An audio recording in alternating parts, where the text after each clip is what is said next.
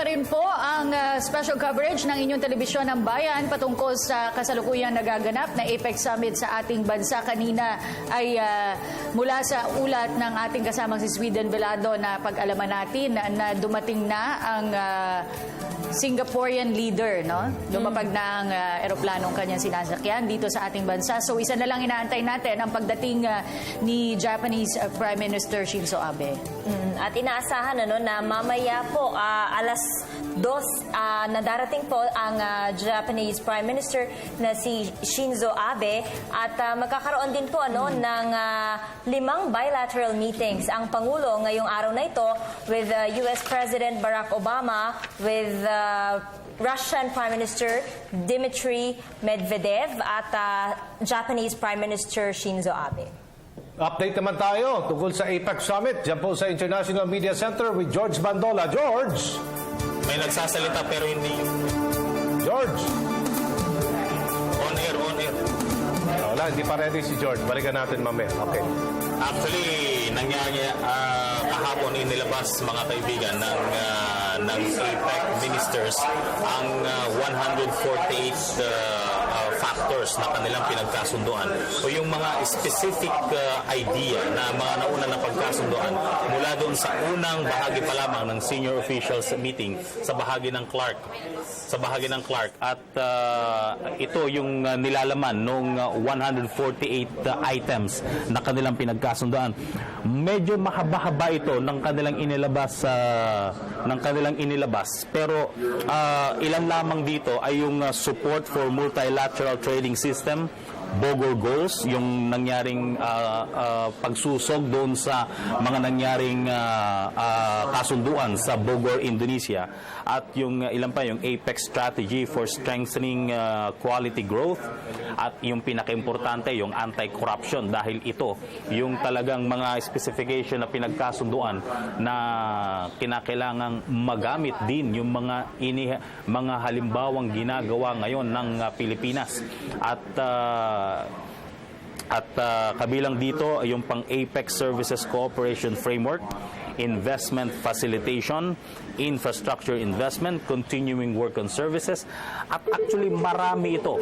Kung ating iisa-isahin yung pong 148 items leading to the next APEC summit sa bahagi ng Peru, ay talagang kukulangin ng ating oras. Anyway, for further discussion, magkakaroon pa tayo ng report kaugnay niya. Mamaya, kung nakikita nyo po sa aking background, si US President Barack Obama, ang mismong moderator na nangyayaring forum ngayon sa CEO Summit, dyan po sa bahagi ng Makati, Shangri-La. Puntahan po natin yan. You should not just rely on the government.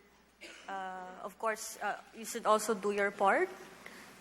Both as a citizen of the nation to help your people. So like what we're doing, I'm focusing on what I'm good at, which is of course R&D, research and development, and we just entered with the help of local incubation program here in the Philippines. We were able to partner with a local manufacturing company who's trying to help us assemble the lamp, and we're also in talks. We are getting so many support from organizations and foundations to distribute the lamps across the Philippines. So with all those, it's a collaborative effort. So you have to, of course, be open with regards to partnering and helping out people, especially in our case, people that don't have access to electricity. Electricity is a basic need, and light is a basic need, and we should be addressing that. And before I get to my closing remark, I would like to focus on climate change, coming from an academic background.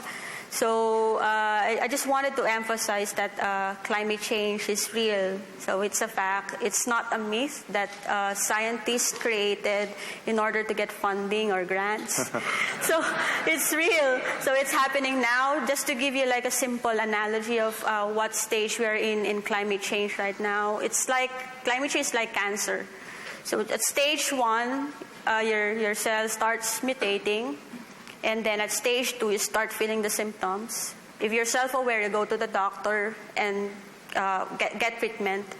If you're not aware, of course, you take it for granted, and then you go on to stage 3. You start feeling the severe effects of the symptoms until finally stage 4, you're noticing that your health starts declining. You get the best oncologists, pay the best hospital, but it's not working because everything is too late. Right. So climate change is like that. So right now, I believe so, we're on stage 2. So we're stage 2. So I'm just saying, people, it's you don't want to get to stage 4. yes, and we don't want to get And we all have a huge investment in making sure that our children, our grandchildren, our great-grandchildren are able to enjoy prosperity. And that's dependent ultimately on a planet that accommodates us.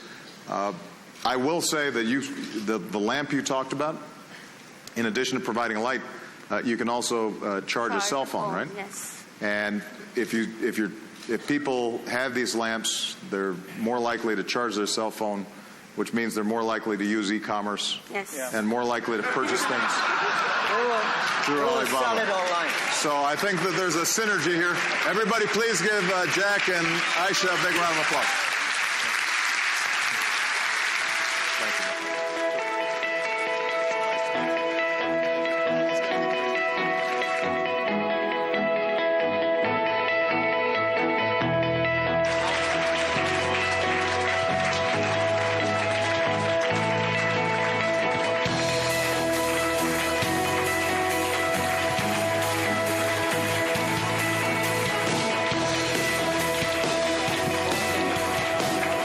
That concludes this session.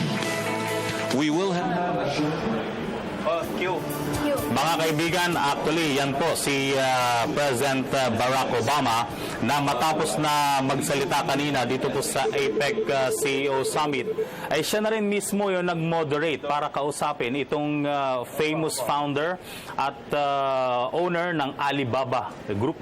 Yun pong isa sa yung pinakamalaking online selling company na nagsimula dyan sa China at kilala na sa buong mundo. At ito pong si Aisha, isa pong Filipina na may-ari ng SALT o yung sustainable alternative lighting technologies na nakaimbento ng ilaw na gumagamit lamang ng salt water o yung mga tubig dagat. At kanina nga pinapaliwanag nitong si Aisha na ang magiging problema na lang ngayon ay kung magkakaroon ng large-scale development doon sa kanyang technology sa tulong na rin ng kanyang kapatid at ilan pa mga possible investors. Ito yung talagang tinitingnan nila kung paano may hikayat yung iba pa na gumamit ng alternative sources of energy katulad na lamang ng yamang dagat, yung araw, yung hangin.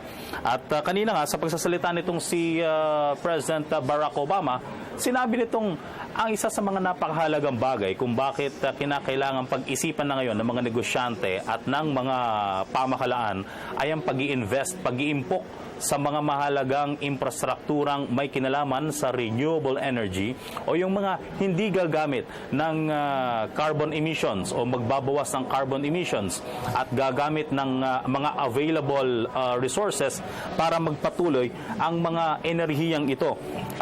Sinabi ng Pangulo ng Amerika na ang pangyayari o ang Typhoon Haiyan na nangyari sa Pilipinas ay isang leksyon. Pero bagamat leksyon ito, ayon sa kanya, isa naman itong opportunity para magkaroon ang mga bansa, ang mga pamahalaan at ang pribadong sektor ng pagkakaisa para tugunan ang problema ng climate change. Ayon sa kanya, 160 countries na ang nagpahayag ng kanilang suporta para tugunan yung problema ng climate change. Bagamat medyo ambisyoso yung mga proyektong inilalatag sa mga climate change initiatives na ito na mangyayari sa susunod na linggo sa Paris, France. Ayon sa kanya, hindi naman mapapasubalian ang balik na rewards ng mga investment na ito. At ayon nga dito sa Pangulo ng Amerika, kung ang ibang mga bansa ay nakakaranas sa mga pagbagal ng ekonomiya, dapat na yung mga enerhiya natin ay kinakailangan at yung mga investment natin ay kinakailangan na hindi bumagal, at ibig sabihin ay kayang isustina ng kapaligiran o ng available resources. At ang plano nga, ayon sa kanya, ang Amerika nga nangunguna na ngayon sa pagbabawas ng carbon emissions. Pinasalamatan nito ang Pilipinas dahil sa pangunguna sa innovation and technology, yung atin pong ginagawa ng pamahalaan na palawigin pa yung pamumuhunan sa mga renewable energy tulad ng wind, ng solar, at ng ilan pang available renewable energy sources. At ito yung ginagaya na ngayon ng ibang mga bansa. Pinasalamatan din ito yung pakikiisa ng pribadong sektor dahil sa mga sektor na ito ay po pwedeng magkaroon ng mas malawak na partisipasyon ang gobyerno at ang pribadong sektor para tulungan ang pangangailangan nito ng kanilang mga kababayan. Mismo ang Pangulo, mismong si President Obama ang nagsabi nito, at sa katunayan narito yung kanyang pahayag kanina sa APEC CEO Summit dyan sa bahagi ng Makati, Shangri-La. Now, last year, in fact, the island nation of Kiribati was purchased a plot of land in case its people, future climate change refugees, need to seek safety from the rising sea. And here in the Philippines, you're barely removed by about 2 years from Super Typhoon Haiyan, a storm that claimed thousands of lives and cost billions of dollars in damage. We know that no single weather event is necessarily caused by climate change alone, but the patterns and the science don't lie. Temperatures and sea levels are rising, ice caps are melting, storms are strengthening. If we want to prevent the worst effects of climate change before it's too late, the time to act is now, and it is going to affect people's bottom lines. Agricultural production will be impacted if we do not get on top of this. Economic disruptions, we will be able to price the costs in serious ways. Already insurance companies are factoring it in to their determinations. And that's why in Paris, just 2 weeks from now, we have to come together around an ambitious framework to protect the one planet that we have while we still can. Now, the good news is already more than 160 countries, representing about 90% of global emissions, have put forward climate targets for post-2020. But we've got a lot more work to do. And nevertheless, I'm optimistic that we can get an outcome that we're all proud of, because we understand what's at stake. An ambitious agreement in Paris will prompt investors to invest in clean energy technologies because they will understand that the world is committed to a low-carbon future. That's a signal to the private sector to go all in on renewable energy technologies. And if we can get an agreement done, it could drive new jobs and new opportunities and investment in a global economy that, frankly, needs a boost right now. One of the topics of discussion in G20 was, where can we generate sufficient demand? The United States economy is doing relatively well, but we are impacted by weakening demand around the world. China's undergoing a necessary transition in its economy, but it means that its growth rates will not be necessarily as fast. A lot of other emerging markets have seen slow growth, or in some cases, like Brazil, contraction. And as a consequence, the possibility for us to start investing in clean energy, power generation that is sustainable, leapfrogging old technologies, and getting into new technologies, all could provide an enormous boost, and there is a lot of capital out there looking to invest. And if we send a signal that this is something that every nation around the world is serious about, it can be an enormous generator of opportunity. So the United States is leading on this issue. Since I took office, we've doubled the distance new cars will go on a gallon of gas by 2025. We're producing 3 times as much wind power as we were when I came into office, and we are producing about 20 times as much solar power as when I came into office. Thanks in part to the investments we've made, there are already parts of America where clean power from wind or sun is actually cheaper than dirtier conventional power. Since 2005, even as our economy is growing, America's cut our total carbon pollution by more than any other country on Earth. And other nations are stepping up as well. Last year, renewable energy accounted for more than half of all new power plants built around the world. For the first time, China's pledged to peak and then reduce its carbon emissions. Here in the Philippines, you're boosting wind power. APEC is working to double renewable energy and reduce energy intensity by 45% over the next 2 decades. And through the Green Climate Fund and other avenues, the international community is helping developing nations to adapt to climate change and, as I said, leapfrog over the dirtier phases of development. One of the things we tried to emphasize in Antalya, and what we're emphasizing throughout this climate discussion, is there is not a contradiction between growth, development, and being good stewards of the planet. They are complementary. And we have to break out of the mindset that says that if we're doing something about climate change, that slows growth. We have to accelerate it. And the fact that President Xi and I, when we met, were able to put forward an accord as the 2 largest emitters sent, I think, a pretty strong signal to other countries that we see this not just as a challenge, but as an opportunity as well. Now, the problem is governments can't do it by themselves. The good news is that more and more companies are realizing that climate change presents a huge business opportunity. And we see this in America. Google, Apple, Costco are among the world's largest corporate buyers of renewable energy. Walmart has installed more on-site solar capacity than any business in America. Last month, I announced that 81 companies have joined our American Business Act on Climate Pledge, and more pledges are coming in every day. And these companies committed a total of at least $160 billion in areas like clean energy, combating deforestation, reducing emissions, and water usage. And this progress is not limited to big businesses. You've got small businesses and folks up and down the supply chain who are investing in energy efficiency and clean energy too, and oftentimes they're finding that they're saving money while operating in a cleaner way. We're seeing great examples across Asia as well. Now, the private sector is getting involved in renewable energy in countries like Vietnam. Right here in the Philippines, we're seeing major investments in a massive wind and solar project. So my message to you today is that your businesses can do right by your bottom lines and by our planet and future generations.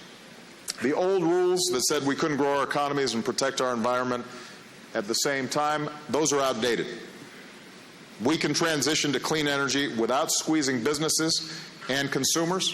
When we doubled fuel efficiency standards on cars, that's money in people's pockets because they're spending less money at the gas station. And that's true across our economy. And this is the way that the world is headed. It's going to go in fits and starts. There will be some countries and some sectors that resist.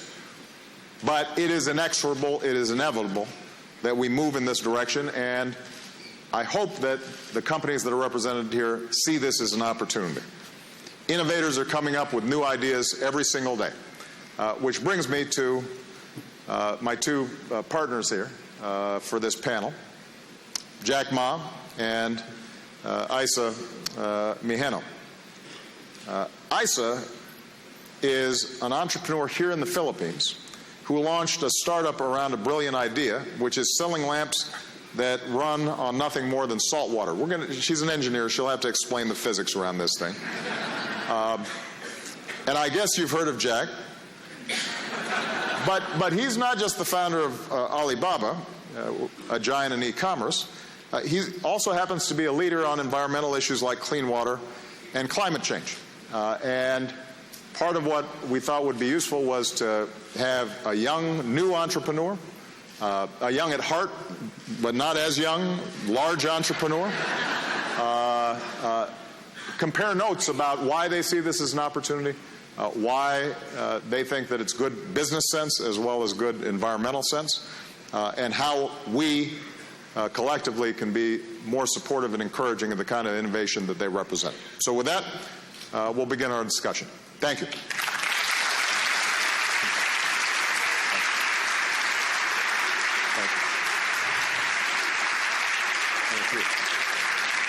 So let me start with you, Jack. Is the mic on? Yes? All right. Jack, I know you've been passionate about the need to... Something's going on here. Huh? Is it working? Okay. I know you've been passionate about the need to fight climate change. I want to get a sense from you of why you think it's so important. I also want to get a sense of why you think it's so important that business has a role in this process. And I know that in addition to the work that you've been doing with nonprofits recently, you've also been in conversations with Bill Gates about the potential of really turbocharging investment in research and development around clean energy, and we may be able to make some announcements about sort of this mission innovation in Paris. Give me a sense of how it looks to you from the vantage point of one of the most successful and largest e-commerce organizations in history. Thank you, President. Well, it's not the passion, it's the concern and worry. When I was 12 years old, I went to swim in a lake, and I was almost dying in that lake because the water was too deep, much deeper than I thought. But 5 years ago, I went to that lake again. The total lake was dry. A lot of people have a disease. And the second concern of the young colleagues died of cancer. 20 years ago, very few people have heard about the cancer, the word, but now most of the families, my friends, they have people have cancers. So if we've been working so hard, if we work so hard and put all the money in the hospital, buy medicine, it will be a disaster. Why we should working? So if without a healthy environment of this earth, no matter how much money you make, no matter how wonderful you are, you have a bad disaster. So it's the concern that we have. So we started 6 years ago, put 0.3% of the money of the total Alibaba revenue on encouraging, enable all the young people to find creative ways to solve the problem. And I think the money is always not enough, but the money we use try to wake up people's consciousness. Should know that the climate change problem. They should agree that the water is a problem, the food is a problem. So that is what we think. And after we're doing that, we think, because what Alibaba believe is, where is the opportunity? The opportunity always lies the place where people worry. If you solve the worry problem, that's the greatest opportunity you have. So after 5 years, we find this is a huge chance. So as you said 2 weeks ago, Bill Gates called me about inviting me, join the force together, investing in the clean technology. I think it's a fantastic idea, and I think me and the company believe this is something that we can do the contribution. As you say, we are not a big company. Compared to 15 years ago, we are big. But compared to 15 years later, we are small. But if we do not care about this earth, we do not care about the water, food, the environment, I think nobody can survive, whether you're big or small. So this is the concern. This is the worry I have. Excellent. Now, you mentioned the need for continuous innovation in this area, and that's why we have Aisha here. And, Jack remembers when he was starting a company. Aisha's sort of at that early stage, but as an engineer by training, you had an idea that could both do well and do good. So tell us a little bit about what your idea was. Tell us about salt, and what lessons have you learned as a young entrepreneur in terms of making an impact? Okay, so first of all, let me take this opportunity to express my deepest appreciation for allowing me to sit with you, Mr. President, Mr. Ma, to share our advocacy and mission with SALT, and of course tackle on a more serious matter like climate change. It's really, truly an honor. So my brother and I founded SALT. so it's sustainable alternative lighting. And our main advocacy is we wanted to address the light inequality gap, first in the Philippines, by focusing on the people at the bottom of the pyramid, because it comprises of about 15 to 20% of the country's population. Now, most of these families live on island communities, and they are not connected to power grids. So they mainly use kerosene and fuel-based lamps as the main source of lighting. And we know the danger that kerosene lamps poses. It can cause fire accidents. It emits black carbon. So that's the main reason why what we want is we wanted to provide these people a lighting option that is more cost-effective, more safe, more sustainable and environmentally friendly by a way of a lantern that uses saline solution or ocean water as a catalyst to generate electricity. In turn, it will be able to power up LED and, of course, power up a USB port where you can also charge low-power mobile devices like your phones. Very essential during emergencies, especially disaster scenarios. So that's how we're trying to, of course, contribute in terms of the climate change. We are starting with the lamp, and what we see, the huge impact that we'll be able to contribute is when we try or when we dive into developing like a large scale for the technology that we have. Just imagine if you'll be able to power up a whole island using the ocean water. So our planet is composed of 70% salt water. So that's what we're trying to aim for. Yes. That's great. So the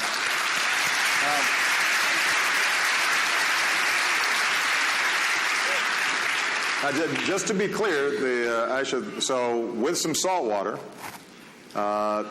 the device that you've set up can provide, am I right, about 8 hours of Yes, lighting? 8 hours of lighting. And all you need to do is you just have to replenish the saltwater solution, and then you'll have another 8 hours of And the lamp operating is $20, roughly? Around $20. Around $20, and it will last you for? There's a consumable inside that you have to change every now and then. So the main explanation, the main science behind the lamp is it's a chemical reaction. Right. You're trying to convert chemical reaction into energy. Right. So there's something inside that you have to change, but you only have to change that like 6 months if you're using the lamp 8 hours a day every day, and that only costs the consumable part around $3, $2, $3.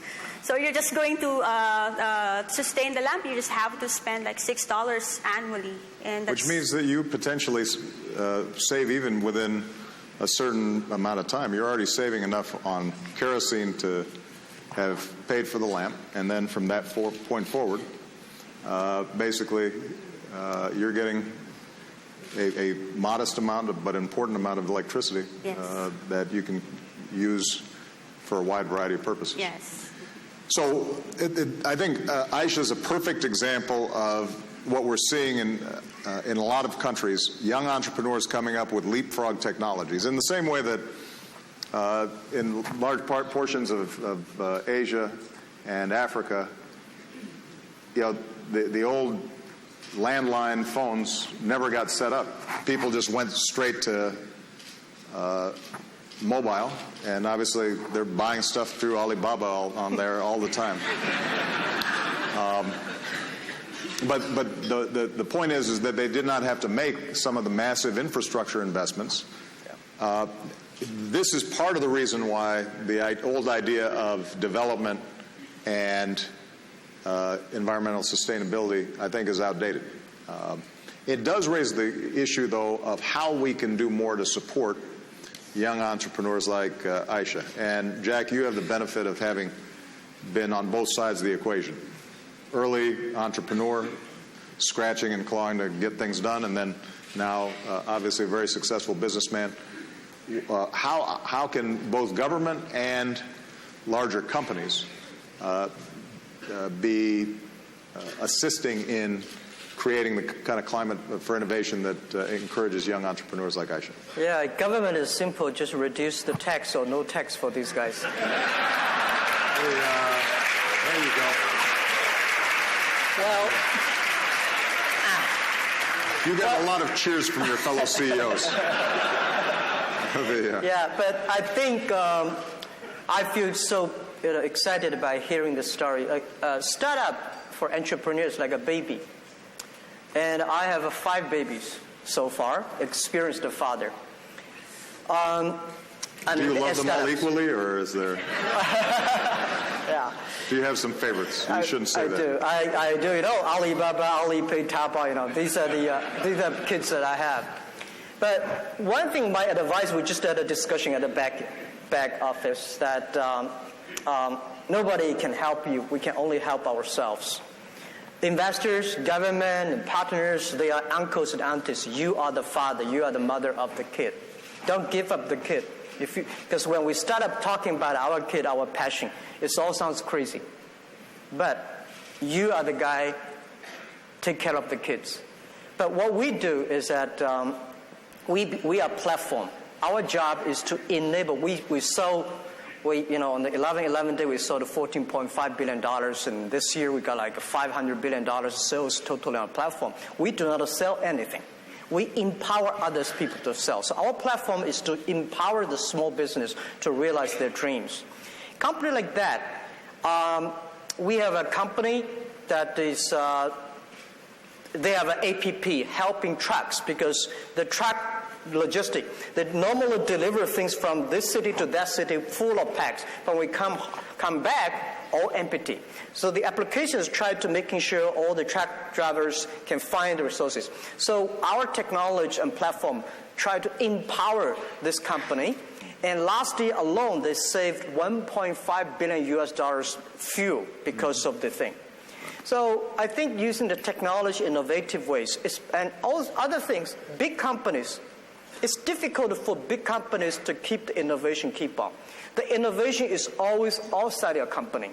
So for us, when we see companies like that, we're excited. We put the money inside. We're using technology, and we also promote them on our platform if they are environment friendly. Thanks. Yeah. Aisha, what have been the biggest challenge for you in terms of scaling up? You've got a technology. You feel confident that it can work. She's won, by the way, a lot of prizes and gotten a lot of attention. So this is not like one of those infomercials where, you order it and you can't make the thing work.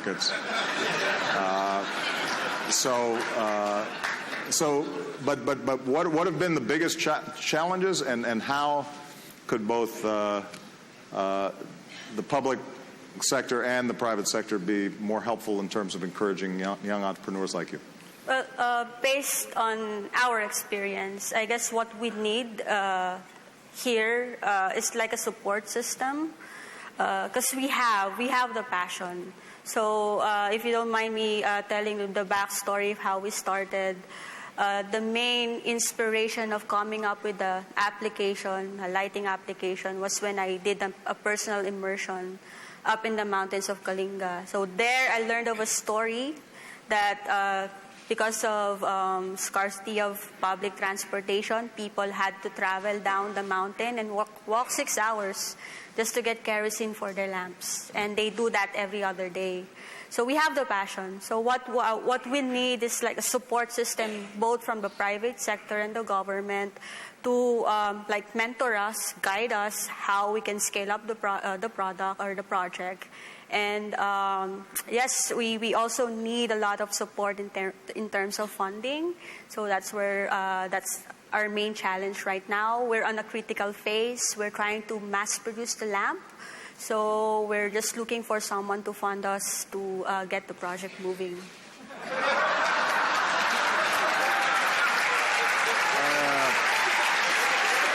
I'm just saying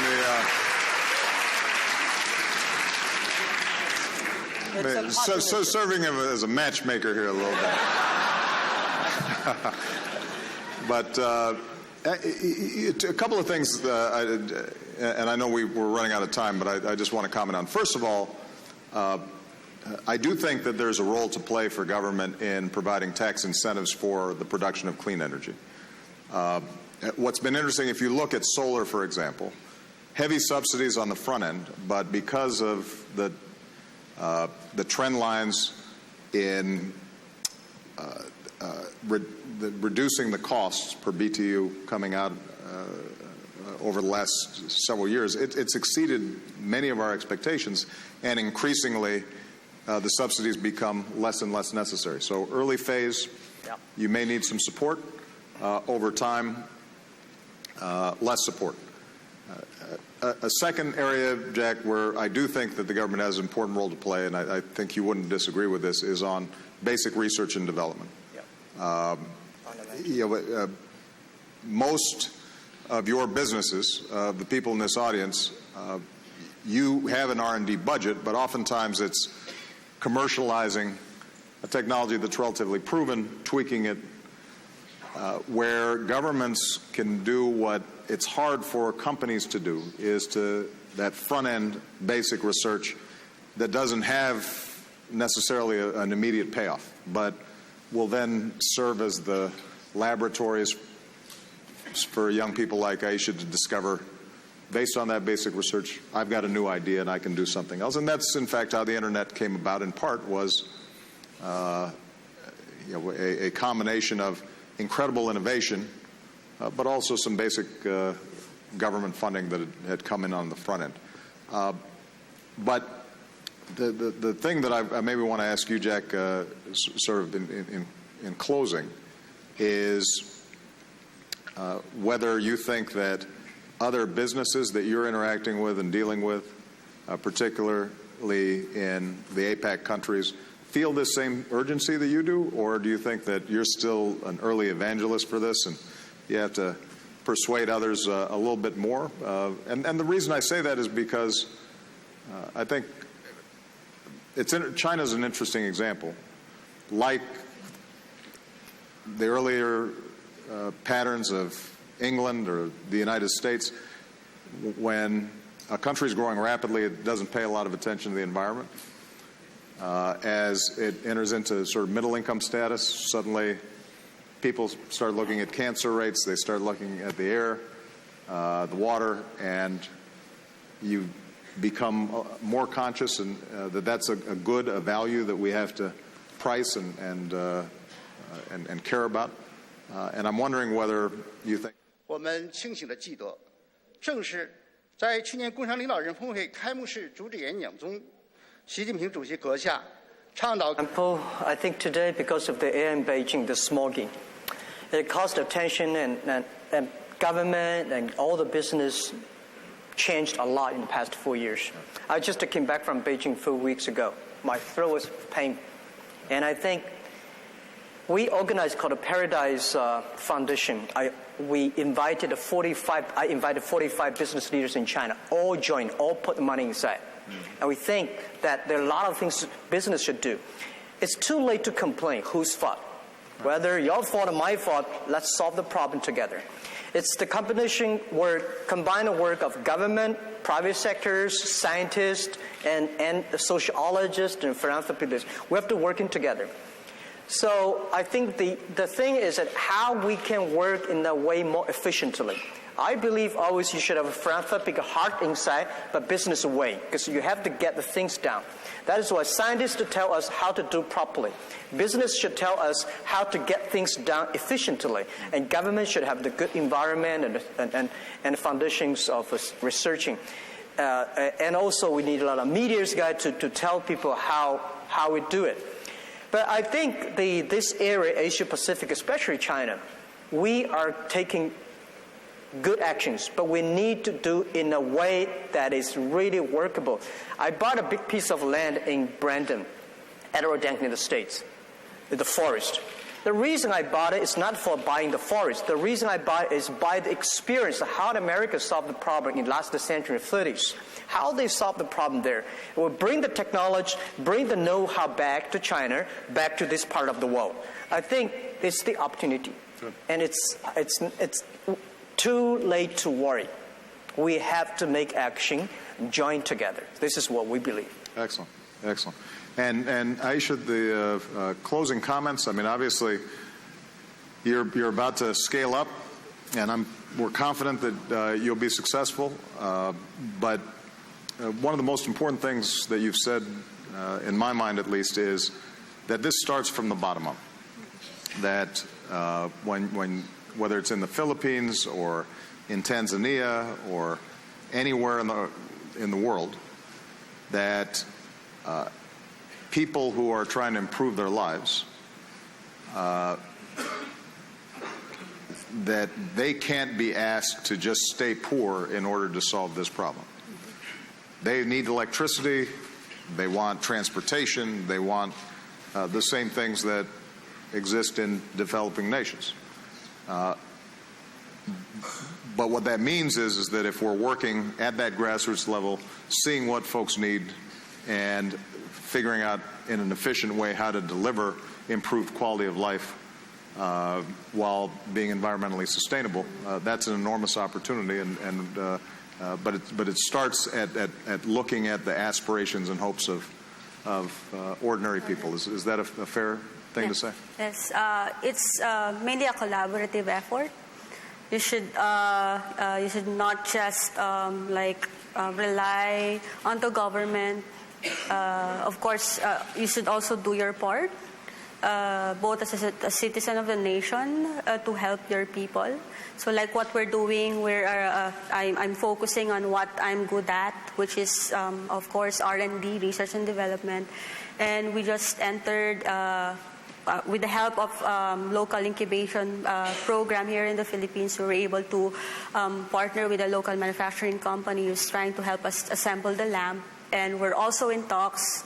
We are getting so many support from organizations and foundations to distribute the lamps across the Philippines. So with all those, it's a collaborative effort. So you have to, of course, be open with regards to partnering and helping out people, especially in our case, people that don't have access to electricity. Electricity is a basic need, and light is a basic need, and we should be addressing that. And before I get to my closing remark, I would like to focus on climate change, coming from an academic background. So I just wanted to emphasize that climate change is real. So it's a fact. It's not a myth that scientists created in order to get funding or grants.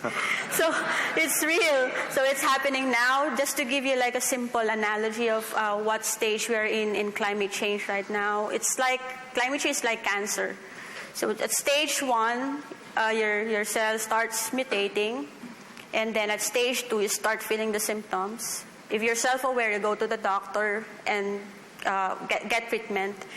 If you're not aware, of course, you take it for granted, and then you go into stage 3, you start feeling the severe effects of the symptoms until finally stage 4, you're noticing that your health starts declining. You get the best oncologists, pay the best hospital, but it's not working because everything is too late. Right. So climate change is like that. So right now, I believe so. We're on stage 2. So we're stage 2. So I'm just saying, people. You don't want to get to stage 4. Yes, and we don't want to get. And we all have a huge investment in making sure that our children, our grandchildren, our great-grandchildren are able to enjoy prosperity. And that's dependent ultimately on a planet that accommodates us. I will say that the lamp you talked about, in addition to providing light, you can also charge a cell phone, right? Yes. And if people have these lamps, they're more likely to charge their cell phone, which means they're more likely to use e-commerce. Yes. Yeah. And more likely to purchase things through Alibaba. So I think that there's a synergy here. Everybody please give Jack and Aisha a big round of applause. Thank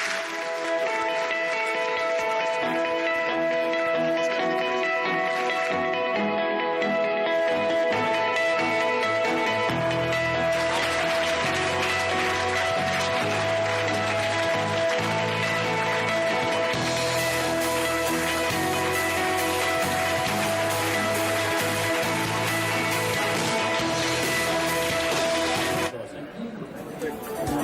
Yan po ang napakahalagang forum na mismong pinangunahan ni US President Barack Obama dyan sa nangyayaring APEC CEO Summit sa Makati, Shangri-La. Napakaganda yung mga puntong binanggit itong si Alibaba Group founder and President Jack Ma ng China at itong si Aiza, isa sa mga Filipina na inventor ng ilaw na gumagamit lamang ng salt water o yung mga tubig na galing sa dagat. So marami pa actually, pwede ilalahad namin sa inyo ang kabuuan ng report na yan mamaya po sa News at 1 at gayon na rin sa News at 6 at sa iba pa mga programa dito po sa inyong telebisyon ng bayan.